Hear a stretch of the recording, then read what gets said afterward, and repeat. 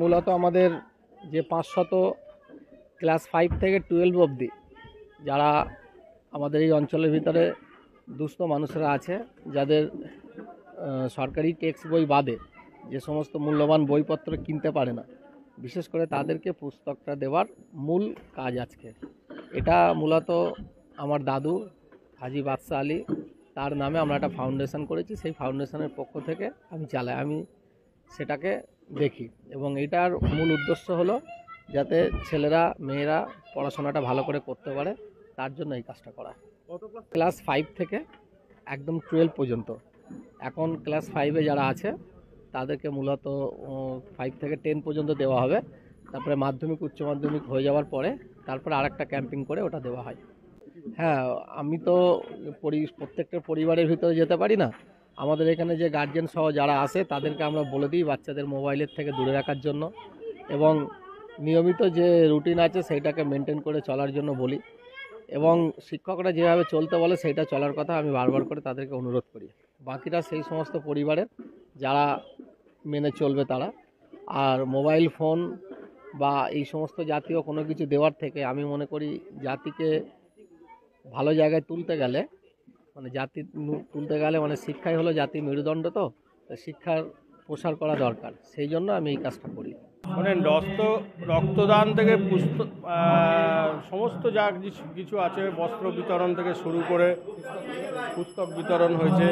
এবং কালকে মহান নেতা আমাদের, যাকে ভারতবর্ষের নেতা হিসেবে সারা বিশ্ব চিনতেন, সেই নেতাজি সুভাষচন্দ্র বসুর স্মরণে জন্ম জয়ন্তী উৎসব উপলক্ষে যেভাবে বর্ণাঢ্য শোভাযাত্রা শাহ আলমের নেতৃত্বে আমাদের এই রাজারহাট নিউ টাউনের বুকে হয়েছে, এটা তো নজিরবিহীন একটা ঘটনা। আমরা তো অত লোক থেকে আপ্লুত হয়ে গেছি।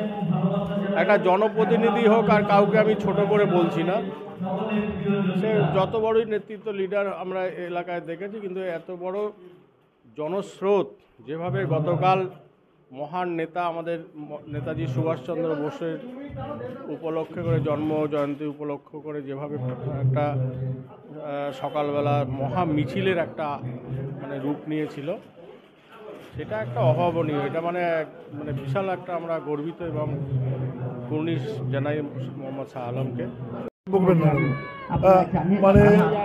এই প্রোগ্রাম এক্সেলেন্ট, এই প্রোগ্রামের কোনো তুলনা হয় না, এই প্রোগ্রামের এই পুস্তক প্রদান অনুষ্ঠান এত ছাত্রদের বই দিয়ে আর শাহ আলম সত্যি এটা বেস্ট প্রোগ্রাম। এটা আমি তাকে প্রাণভরা আশীর্বাদ জানাচ্ছি, আল্লাহর কাছে দোয়া চাইছি, এবং ও সত্যিকারের বিষয় খুব সুন্দরভাবে সেটাও করে খুব ভালোভাবে কয়েক বছর ধরে করছে। আমার আশা হয়নি, দেখবো সামনের বছর আমি চেষ্টা করবো থাকতে। অনেকেই আমাকে বলেছে খুব ভালো প্রোগ্রাম, গত বছর এবছরও ফেসবুকে দেখেছি খুব ভালো প্রোগ্রাম করেছে। আমি আসবো না, আমি নিজের সুভাষচন্দ্র বসুর ভক্ত, আমার ক্লাবের নাম নেতাজি সংঘ, এত সুন্দর করেছে, আমি খুব অভিভূত, খুব ভালো লাগে। আমার সহকর্মীরা নিয়ে এলে আমি কাজ করি, এটা কোনো না। তার মধ্যে ব্যক্তির উদ্যোগ তো একটা বড় ব্যাপার, শাহ আলমের সেই উদ্যোগটা আছে, শাহ আলমের সেই উদ্যোগটা দারুণভাবেই আছে। এই যে ইমরানের ক্ষেত্রে আমরা সবাই করেছি, কিন্তু ওর উদ্যোগ তুলনা করা হয়, ওর এগুলো খুবই খুবই খুবই খুবই ওর মানবিক দিকটা এই তুলনা হয় না, এটা বড়।